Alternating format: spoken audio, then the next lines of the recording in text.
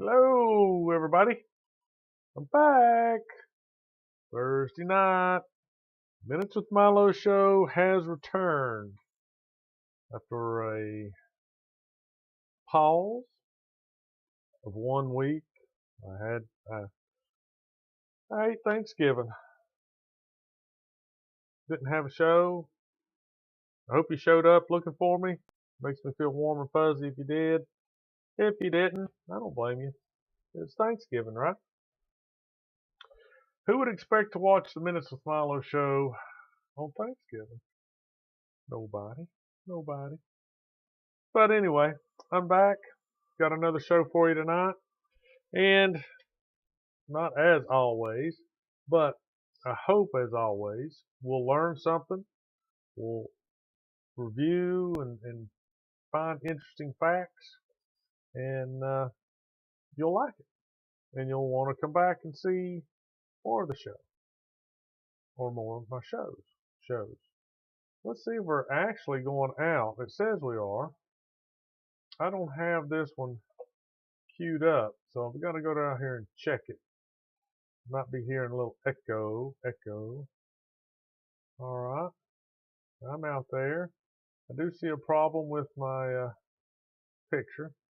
Got to correct that. Whoa, we just went crazy. Is this the one? What's making my internet go crazy? Oh, who knows, man? Who knows? It's these ads. It is probably that one. No, maybe Wikipedia. No, get rid of that. Which one of these has some kind of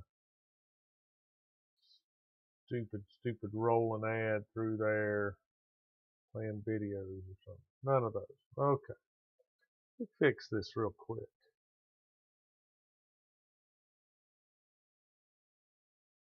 Where's everybody going? What? Hello? What are you doing, man? What are you doing, dude? We stretch it up. Does that help? Oh, that doesn't help. Okay, that's all right. That looks better, I think. Can't really tell because I'm not watching the YouTubers. All right, tonight's show is about. I'll tell you what it was going to be about. It's going to be not solely, but a lot about cannibalism. And I kind of toned it down to the story of the Essex. Essex. Essex. Because I'd heard on the Joe Rogan Experience, Mike Rowe, the guy from Dirtiest Jobs fame, was on there, and they were talking back and forth, and Mike brought up the Essex, how it was the inspiration for Moby Dick, how things happened, how maybe some people got consumed. And I thought, well, that's pretty interesting. Let's just check in on that. So I did, and they were, and nobody cared, and it went down in history, and then whoever was wrote a book about it. Well, I don't know how it became. Maybe we'll find that out. I just saw where on the internet and he had said it. It was the inspiration for Moby Dick. Y'all read Moby Dick? I really don't think I have. I mean, I know the gist of the story, right? Big whale, little captain, medium-sized boat, tries to track him down and kill him. All right, so the Essex was. No, it's just a place. My beard. I thought I had something on my face, but it's just the way my beard's hanging right there. I don't want to gross anybody out with like food particles and stuff in my beard. So the Essex, we're going to find out about it. It was a whaling ship before petroleum.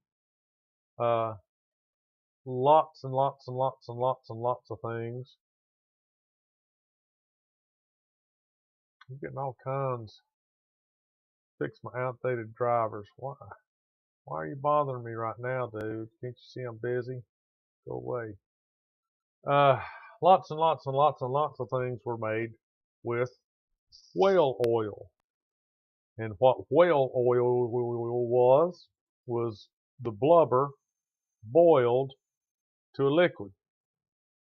And they made bunches of it. It was used from, according to these things, perfume to lights, lamp oils, all kinds of stuff. And so whaling was a big, big deal. And the Essex was out of Nantucket. There's Garth Og. What's up, man? Running late. Hey, that's all right. We're here. Hey, did you come on or look into me on last Thursday, Thanksgiving night, or did you just say, skip it? Or did you even think about it? To be honest with you, I thought about it a couple of times, and then I said, no. I should have probably put out something saying, to all my thousands and thousands of followers, that I wasn't going to have a show. But I figured you'd figure it out. After about 9:30 of crickets, you'd be going, I bet he ain't going to show up. Yeah, okay, well, that's fair. I didn't have a show last Thursday because of turkey coma, turkey night, hobnobbling with the gobbler, family, that kind of stuff. So tonight's about whaling, a little bit about whaling, a little bit about the ship, and cannibalism. Ow, what was that? Cannibalism, that kind of stuff. Just common stuff that whalers go through. So let's see.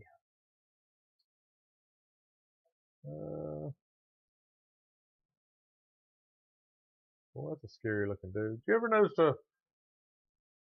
these old pictures of people are scary? They really are. What happened to the Wikipedia? There you are. Why would Owen Chase be on there? No. Britannica. Let me refresh that. There you are. See right at the top. Okay. Let's get over here and go to window capture. We're looking at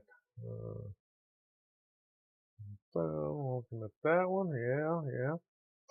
That looks like it. Back to here. With that. Alright, let's just shrink Mia down. The dog's going nutsy cuckoo. Gonna drive my cat nutsy cuckoo. It's not gonna be a pretty sight. Okay. Here we go. Now this is, of course, Wikipedia, and why does it look so crazy?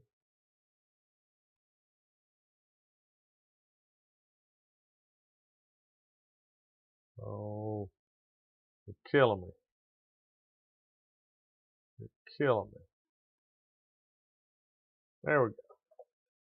Alright, fix that up. Alright, the Essex was an American whaling ship from Nantucket, Massachusetts. Well, which was launched in 1799. Okay, 1799. On November the 20th, 1820, so it was 21 years old. It was an adult. It was legal to drink. Have a big old piece of whale blubber. Said no one ever. Yeah. And it was funny. They hunted the whales. They did all that. And the only thing they used, I think, we'll look at it, was the blubber. Nobody ate whale meat. even the whalers, when they were out for extended periods of time, now this is part of the story, but anyway, they didn't eat whale blubber or whale meat. What a waste, man. What a waste.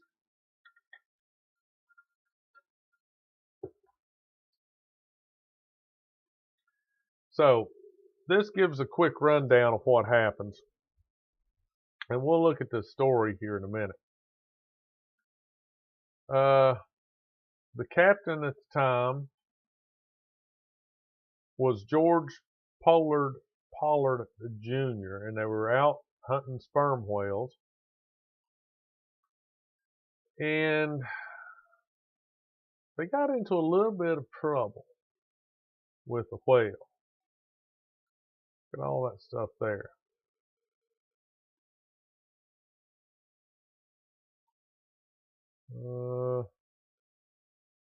Let's go over here to Owen Chase in his later life. He wasn't the captain. I think he was the first mate. All right, so this is out of the Vintage News. And the Essex whaling ship, the inspiration for Moby Dick, involved killing and eating their shipmates. Y'all can't see that all, can you? Let's see. Get over here. Let's get down there a little more.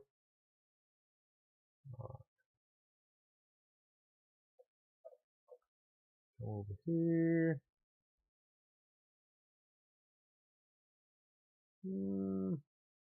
That might do it. All right, just so if you're watching, you can read along a little bit. I like to try to give everybody an equal opportunity to tell me how bad the show is. So, put it over there where you can read it. So it says it was a truly tragic event, one that involved killing and eating of 7 shipmates to survive 95 days out at sea. 95 days. That's 3 months, give or take 5 days. In the year of 1812, a sperm whale that was estimated to weigh 80 tons attacked and destroyed the whaling ship known as the Essex. This event was later to inspire the novel Moby Dick. So the Essex had been an American whaler from Nantucket, Massachusetts that was launched in the year of 1799. Under the command of Captain George Pollard Jr. in 1820, a sperm whale attack. We know that. All right, so in the peak from 1820 to 1840, Nantucket had been home to countless whaling ships. The whaling crews would hunt the whale species for their blubber. They'd boil it down into the oils that were used for everything from perfume to lamps, all the way to machine lubricants. During the time, whale oil was equivalent to the current trade of oil. This resource had been so valuable that it would drive men to hunt these species to their extinction. Essex sailed from Nantucket on August 12, 1819. At the time, they were expecting to take roughly a 2.5-year voyage to the whaling grounds off the west coast of South America. 2.5 years. Now, I know this started out looking at, whaling ship, how did it get in such a predicament? What happened to the people? So on and so forth. But as I was reading this, it was like, I don't even understand. These guys had to have guts and glory in mind. I mean, 2.5 years. Honey, I'm going to go to work. I'll see you in 2.5 years. It blows my mind that was a deal. 2.5 years.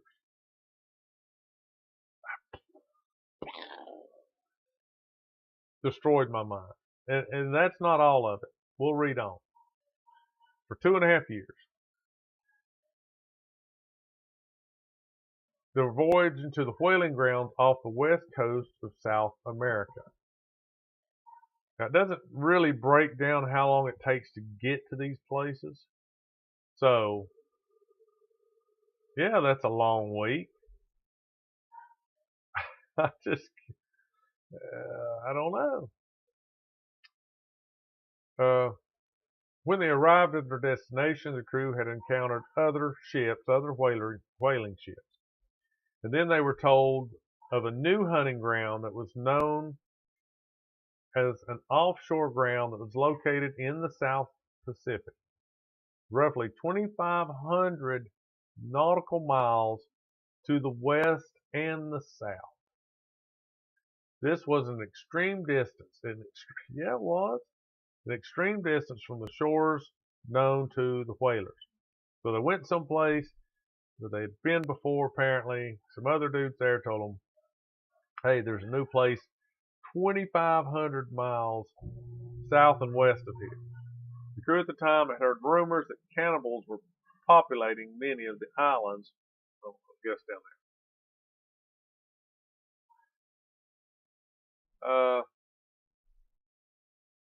So what they were doing is these whalers, it was so important, they were hunting it almost to extinction.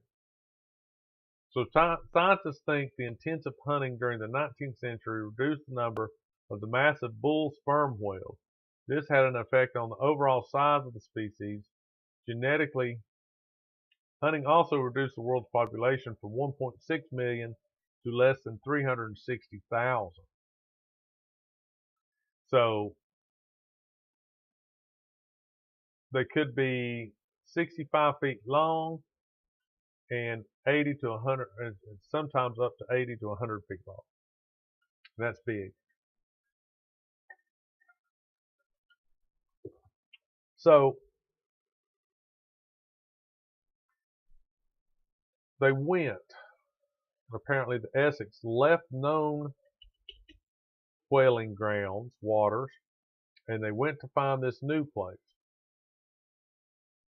It says when the Essex finally found the promised fishing grounds or whaling grounds that were thousands of miles west of South America, the whale boats were not able to locate any whales for days.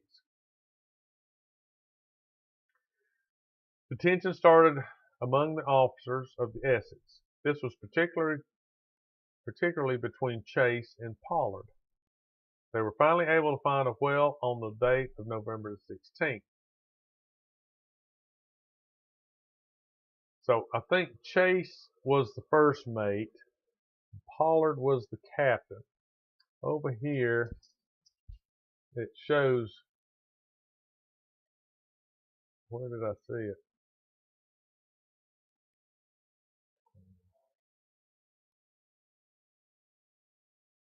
Well, I thought I saw a rank and file. Okay. Yep. The captain was George Pollard. First mate, Owen Chase.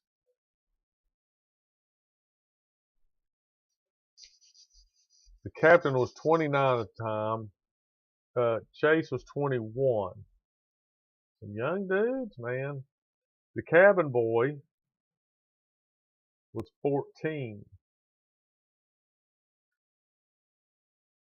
14. Charles Ramsdell, 15, 17, 16, 18. That's crazy.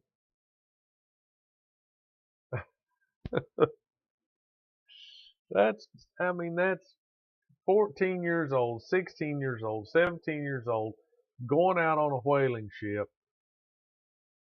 for 2.5 years. 2.5 years.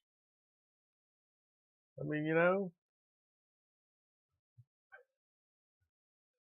So one of the things I've done, and I like to do on here, is Google Earth.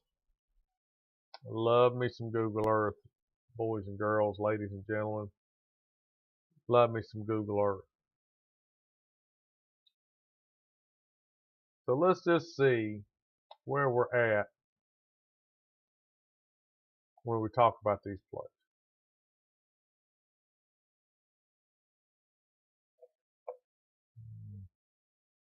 All right. We need to let's scoot this over. All right. So he was starting out at Nantucket. Nantucket, Massachusetts. And here we go.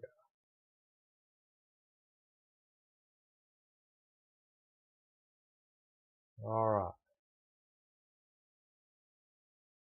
Bam. All right. So there is Nantucket. What if this little, can you see this area? How come I can't?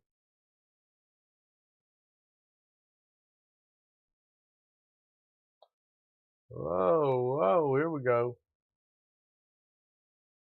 I don't know how to get my pointer to be a pointer. All right, so let's zoom out. Nantucket. See where we're at. Keep going.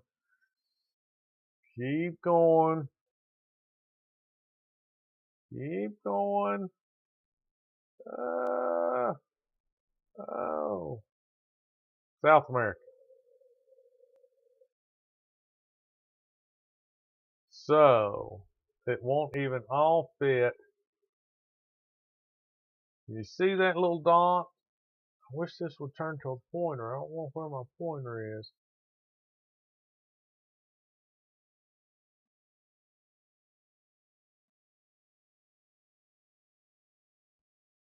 No. Why? No, I didn't want to do that.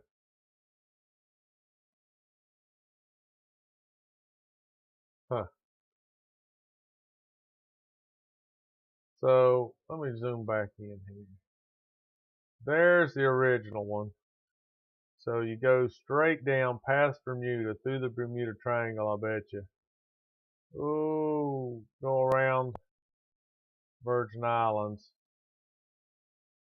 All right, and so you get down into South America. So let's see, what did they say?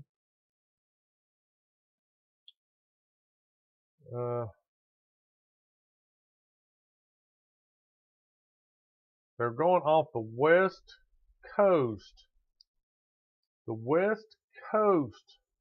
South America.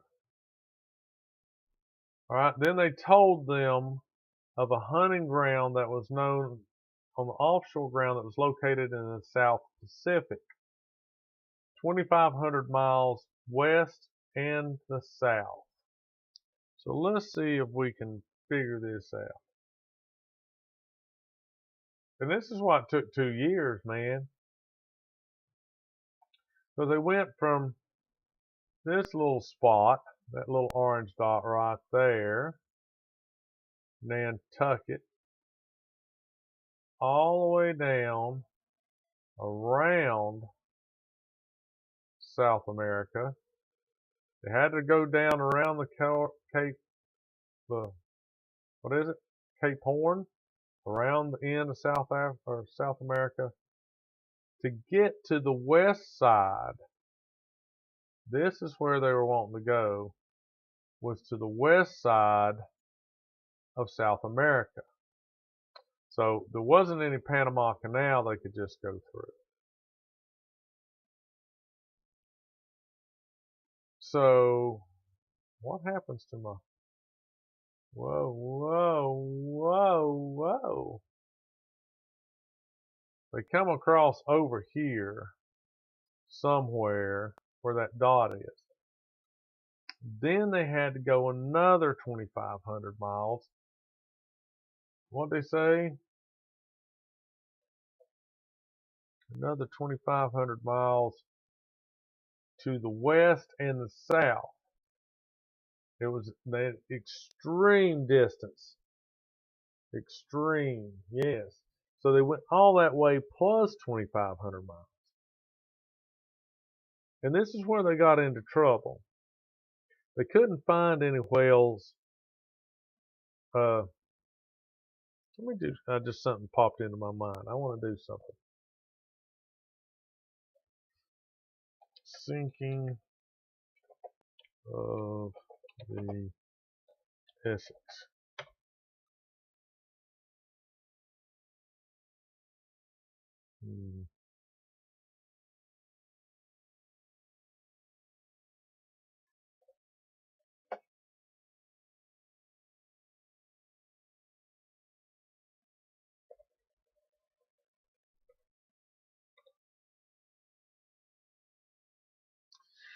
Well, I'm just wondering if they have it anywhere in the Google map where they think Essex was whaling areas. No, no, no.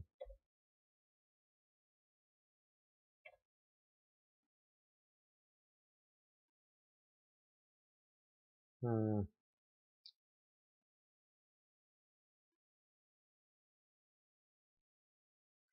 No, no, no.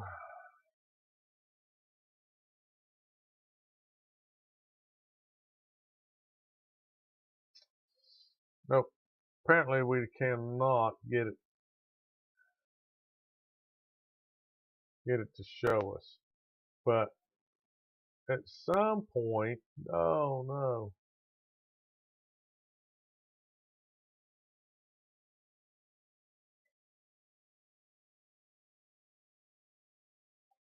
Yep, it's, whoa. There we go. Catch it again. Dude, come on, man. You know, I like Google Earth, but whew, will make everybody seasick. So they had to go down around Cape Horn to get where they were going. So let's get back into this story.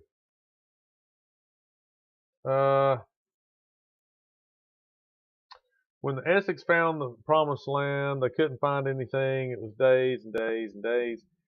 At 8 in the morning on November the 20th, 1820, the lookout had sighted spouts, and as well as the 3 remaining whale boats that were set out to pursue the sperm whales. On the side of the Essex, Chase's whaleboat was harpooning a whale, yet its tail struck the boat, which opened the boat's seam. This forced the crew to cut the harpoon line and return to the Essex for repairs. 2 miles away, not 200 yards, not, not 2/4 miles, 2 miles away from the windward side, Captain Pollard and the second mate boat had each harpooned a whale and were dragging in the direction of the horizon far away from the Essex. This is what whalers call a Nantucket sleigh ride. Chase had been repairing his whaleboat that was damaged while on board the Essex. The crew sighted an abnormally big whale that was reported to be about 85 feet, which was acting strangely. It was lying motionless on the surface facing the ship. It then started to swim towards the ship, picking up speed by diving in the shallow. The whale crashed violently into the Essex. The Essex started rocking from side to side, and then it dived under the ship. The whale came close to the starboard side of the Essex. Its head lay alongside of the bow, and the tail was at the stern. It was motionless and seemed to be stunned. Well, it just about knocked itself out on the ship. So it was relaxing to regain its composure, and he was going to harpoon the whale from the big ship. Then he realized that the tail was just inches from the rudder. If it was provoked, it could easily have destroyed the rudder. He feared leaving his ship stuck thousands of miles from any land with no way to steer it, so he didn't do it. The whale had recovered, then swam hundreds of yards forward of the ship and turned to face the ship.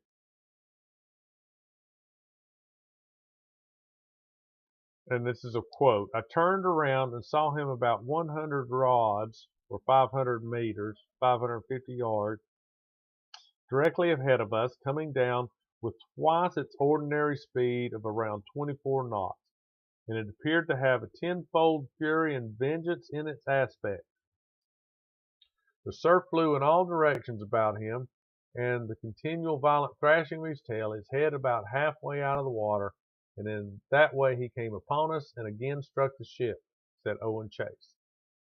The whale crushed the front of the ship and drove it backwards. The whale finally escaped from the shattered timbers around its head and swam off. After that, never been seen again. The Essex quickly started to sink from the front down. Chase and his remaining crew nervously tried to add rigging to one of the remaining whale boats. This was while the person who takes care of the crew was gathering up any kind of navigational aids that he could find. So they're preparing to bail out and abandon ship. The captain's boat was the first one that reached us. So the captain's rowboat was coming back. It stopped about half the boat's length off, but now had no power to utter a single syllable. He was completely overwhelmed with the spectacle before him. He first said to him, "My God, Mr. Chase, what is the matter?" And Chase answered, "We have been stove by a whale." Stove by a whale. All right, so this is not good. The Essex sank 2,000 nautical miles west of South America. They spent 2 days salvaging any supplies they could. Now, I don't know how they did that. It doesn't really clear. Did they throw them out into the water and then gather them up? Or did they, stuff start floating to the surface when the ship sank and they just gathered it that way? The 20 sailors, go back. Let's see. They spent 2 days salvaging all the supplies they could. The 20 sailors sailed out in their 3 small whale boats, lacking supplies of fresh water and food. The island that was the closest, known as the Marquesas, was around 1,200 miles to the west of them. All right, so let's see. What happens if we put that name into our search?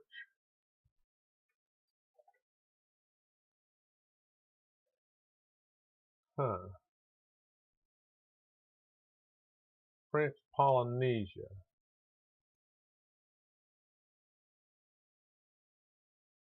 Whoa, man. Did you see how far that was? Wow.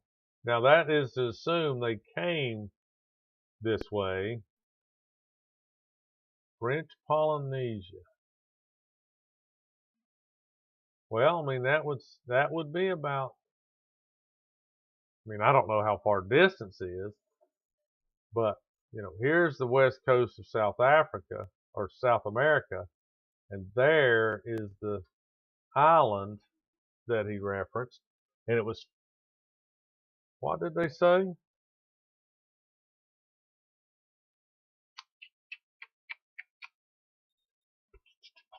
All right. The island that was closest, known as Marquesas, was about 1,200 miles to the west of them. So they were basically 1,200 miles east of the island, because the island was west of them. So they were somewhere in here.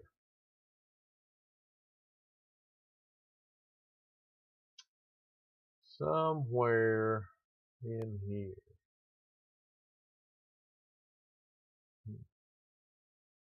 Where's my little pinpoint thing? So maybe there. maybe there. Who knows? I mean, I can't say for sure how far that is, but let's just say they're there. Man, that's crazy in these little whaling boats.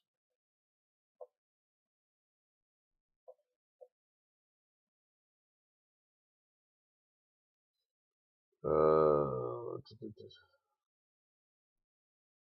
1,200 miles west of them, yet the crew that was led by Owen Chase had feared that the islands may be inhabited by cannibals. They voted to sail towards South Africa. Not being able to sail against the winds, the boat would be required to sail south for 1,000 miles. This was before they were able to pick up the westerlies to turn towards the direction to South America. This was still another 3,000 miles to the east. What? Water and food had been in rations from the start, yet most of the food was soaked in the seawater. The survivors had chosen to eat this food regardless of its increasing their thirst. It took about 3 weeks for them to finish the contaminated food. At this time, the survivors were wringing their own mouths with seawater and drinking their urine. Yuck. So that's the first bad sign when you have to drink your own urine. When the crew started to die of thirst, within hours the boats landed on Henderson Island. This island was uninhabited. All right, let's look at this. Henderson Island.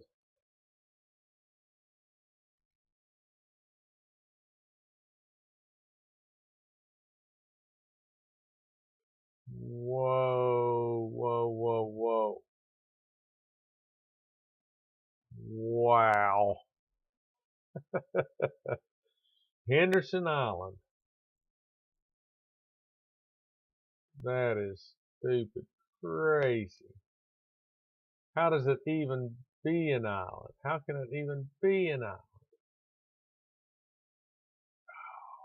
Gosh, look where that thing is in relation to where I guess they were. Crazy. Crazy. So they landed on Henderson Island. The island was uninhabited. If they had actually landed on Pitcairn Island, that was 104 miles away to the southwest, they could have received help. The survivors of the HMS Bounty were still living there.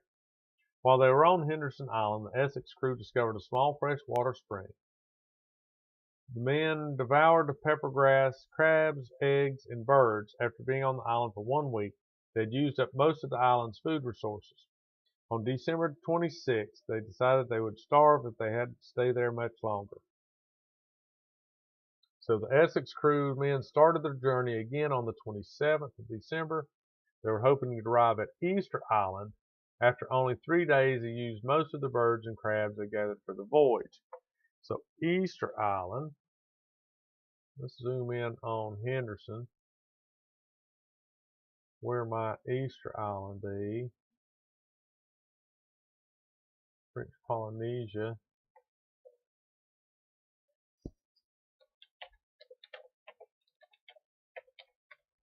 Easter Island. Okay.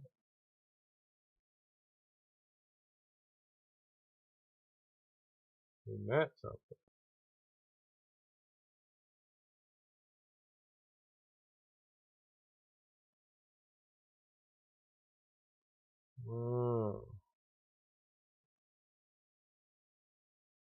Huh.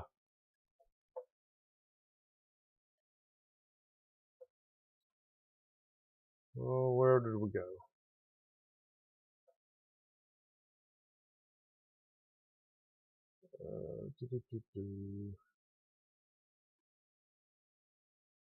Okay, I'm trying to find my place. They were hoping to arrive at Easter Island. After only 3 days, they used most of the birds and crabs gathered for the voyage. That left them merely a small reserve of bread that had been salvaged from the Essex. By January the 4th, they were estimated they were drifting too far south of Easter Island and were able to reach it. They chose to go to Masteria Island, that was 1,800 miles to the east and 419 miles to the west of South America. One after another, the men started dying. They had run out of food by January the 21st. Thomas passed away on the 20th. The other had decided that they had no choice but to keep the body so they could have food. Also, Shorter died on January the 23rd. Shepherd passed away on the 27th, and then Reed the following day. At a later time during that day, the two boats were separated. Hendrick's boat was never seen again, so they lost track of them. And I don't know if they find them later or not, to be honest with you.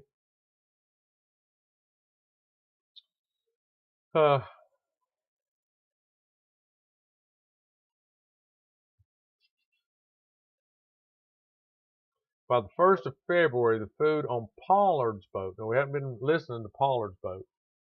Pollard's boat was gone. After that, and he's the captain. After that, the survivor situation became extremely serious. The men deliberated for quite some time who they would sacrifice for the survival of the remainder of the crew. So they weren't going to wait for dude to die. All right?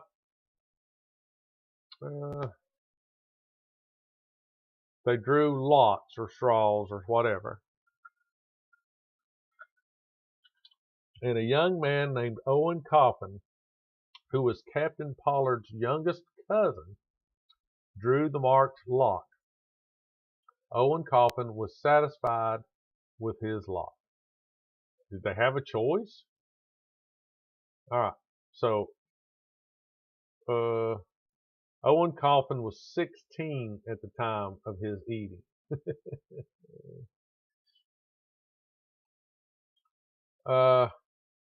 After the decision, Charles Ramsdell, who was Coffin's friend, shot him. So Pollard, Ramsdell, Brasilia, Ray, and devoured the body. On February the 11th, Ray also passed away. Throughout the remainder of their journey, Ramsdell and Pollard survived by gnawing on Ray's and Coffin's bones. They had been rescued when they were almost in sight of South America's coast, that was by the Nantucket whaleship Dolphin. This was February the 23rd, 93 days after the Essex sank. Both of the men were so disorientated that they did not notice the Dolphin that was alongside them. They were terrified when they had sighted their rescuers. So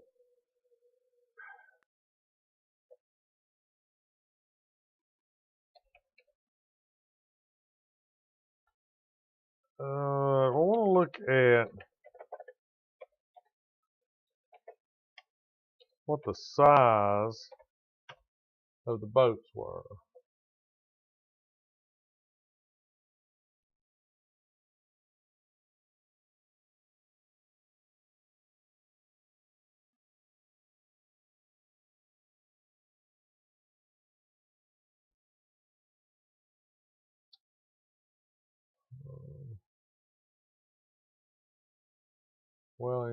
Whaling crew list database, rigs of vessels, ship, bark, brig, schooner, sloop, whaling destinations.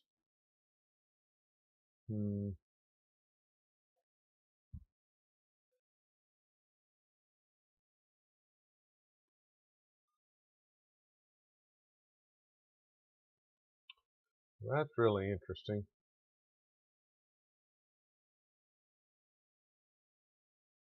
Dark blue. Days when one or more sperm whales were sighted or caught. So apparently they had fished out all this. They were headed over to here. And then they said there was some new ground somewhere over this way. I don't know. That's crazy.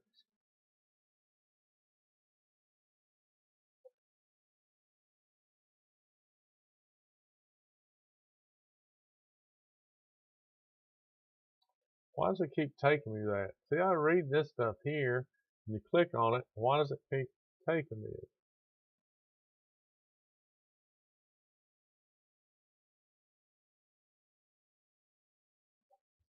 Let's see if we can get it to give us the dimensions of the Essex.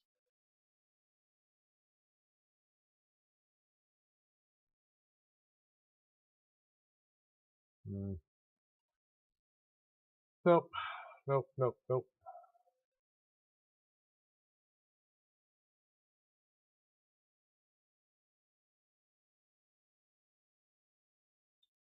It was a brig vessel. Huh. Year, name.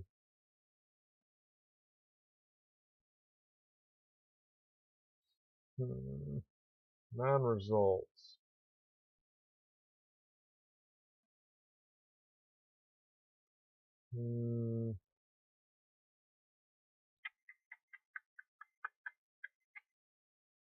Search for crewman. Oh, I'm sorry. Ah, ah, ah. We didn't need to search for crewman. That's why it was confusing. Uh,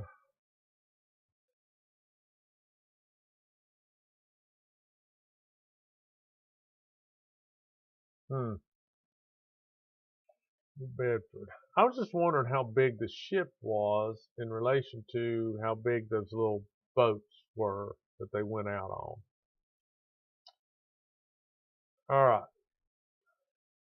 So the captain ate people. After a couple of days in Valspar, Nickerson, Lawrence, and Chase had been transferred to the USS Constellation, replaced under the care of ship's doctors. Okay.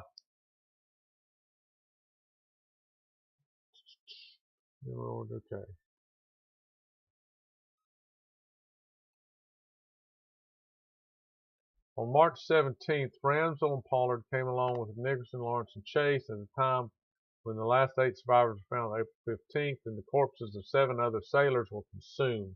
After a few months, all 8 sailors went back out to sea to return to Nantucket. Herman Melville later theorized that all could have survived if they had followed Captain Pollock's suggestion and sailed to Tahiti. And they probably really liked it. So, map showing the location of the Essex sinking marked by an X in the area traveled. Photo credit. Well, there you go. I should have just went down here and looked at it.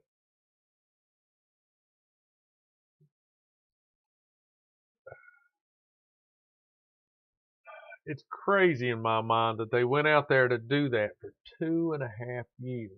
Then they didn't set out, according to the story, they didn't set out to go that far. So if you start out going, well, this is going to take 2.5 years, I'll be back, keep the home fire burning, all that kind of junk. And then you go and you find you've got to go an extra 3,000 miles to even find whales. That means that's 6,000 miles just out there to see if they're there and then back to your current location, which then may know how many miles back up to. So it might add another year or more to your trip. And there's no cell phone. It's like, honey, you thought I'd be back in 2.5 years. Well, guess what? I'm going to be gone at least 3.5, maybe 4. You just go ahead and put the supper in the refrigerator and keep it cold for me. There's no cell phones, no carrier pigeons, nothing to say, hey, we're alive. We're just making this stupid decision to go out. It's going to take us another year. Don't worry. Everything will be fine. I don't understand. I don't have that much of adventure in my body. It's just not there. You crazy fellers can have that. So let's see, Captain Pollard was not easily forgiven because he had eaten his cousin. One scholar at a later time was referred to as act of gastronomic incest. The mother of Owen Coffin was not able to be in the presence of the captain. When Pollard was done with his day at sea, he chose to spend the rest of his life in Nantucket. Once a year, on the day of the anniversary of the wreck of the Essex, it was said that he would lock himself up in his room and would fast in honor of his crewmen that were lost. In another interesting story from the literature files, Edgar Allan Poe's poem The Raven was rejected by one magazine. It was eventually sold for $9. Who cares? 1852, Melvin and Moby Dick started their own version into the unclear event. Regardless of the author's hopes, his book would sell out a few thousand copies during his lifetime. For Melville, after other failed attempts at novels, decided to settle a reclusive life. He spent 19 years with the job of a customs inspector located in New York City. He would drink and suffer from the passing of his two sons. While he was depressed, he stopped writing novels and chose to write poetry. Yet George Pollard's fate was always close to his mind.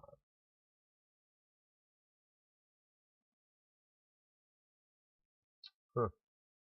Well, them handsome fellers there. A Russian family was isolated for more than 40 years, completely unaware of World War II. Sweet. What do you think they did for entertainment to pass the time? We don't want to know, do we? No, we do not. So, I guess to me, when I read that story of the Essex, it wasn't so much that I was taken aback by the cannibalism, because desperate times require desperate action. What kind of blew my mind is I'd never thought about, ship travel in the 1800s and stuff. It just never really crossed my mind. But 2.5 years out. And your life expectancy, them boys were 14, 15, was life expectancy 40, maybe? 40 at the max? Who knows? Who knows? Life expectancy in the 1800s.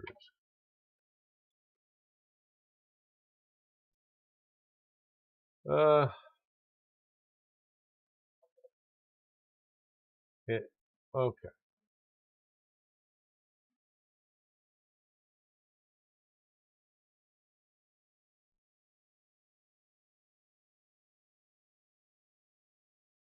Hmm. It said where did I read that? In 1800, the life expectancy global average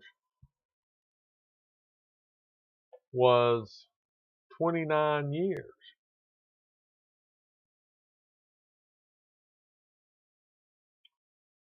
Well, that seems crazy. 29 years old? And the captain was 21. So that dude was well past his prime at 21. I mean, he's going to die in another 7 years, according to that. I don't think that happened. It said in later life. So that's what blew my mind. Not so much the cannibalism, not so much that they shot him, they drew lots, they went through all this. I mean, that's barbaric and bizarre to us, but not to me. It was more crazy to think you're going to go for 2.5 years and bring back whale oil. And as I understood it from listening to Mike Rowe on the Joe Rogan Experience, the gist of it was big ship would go through the water, they would spot a whale, they'd put the littler ship, rowboats, whatever, in the water, chase the whale, harpoon it, it would take off swimming away, they would hold on tight to the boat, and it would drag the boat or boats along with it away from the mothership. And then, when it got tired, they didn't kill the whale, they all put their backs into it and rowed back to the mothership, where then it was killed and cut up, I guess alongside the boat, and then brought on board in chunks or whatever to be boiled down and rendered into the oil, and then oil was stored, and that's what they went back with. I think they probably just threw the rest of the carcasses over, the meat and all that stuff, just threw it into the water because they didn't eat it. According to what I read before, they thought it tasted gamey or bad or whatever. I don't know. Crazy. All right. So it's been about an hour. If you think this was interesting, give me a thumbs up, a thumbs down, leave a comment, like, subscribe to the channel, share your video with somebody. Trying to, get y'all interested in things. Leave me a comment. Tell me what to talk about, what to look up. You can give me a call. We'll put you on the show, however you want to do it. But until next Thursday, y'all have a good time. And if you don't come back before Christmas, Merry Christmas to you. I hope everybody had a good Thanksgiving. And if you're following on Facebook, I became a grandfather. I know, it's hard to believe. Here, today's 5th, 4th, 3rd. On the 3rd, I think it was. So anyway, congratulations to me and my family. Woohoo! So come on back next Thursday. We'll talk about something else. All right. Let's see. There's that button. Stop streaming. All right, Garthog, thanks a lot, buddy. Holler at me. We'll talk. Get you to come on the show. You need to find yourself a computer. Something. Get on here and talk. You could have called in. Hello? I think whales are dumb. They're not. They're very smart. All right. See you, everybody. Bye.